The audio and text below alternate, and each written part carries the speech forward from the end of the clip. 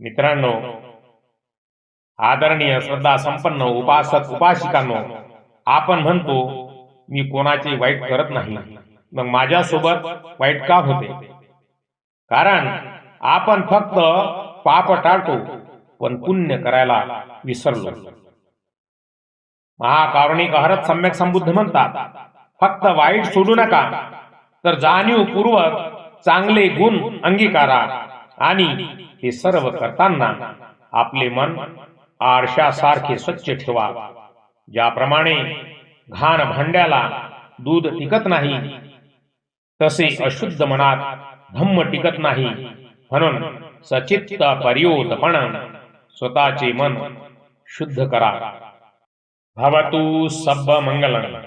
सर्वांचे मंगल हो, सर्वांचे कल्याण हो, सर्वांना सुख शांती उत्तम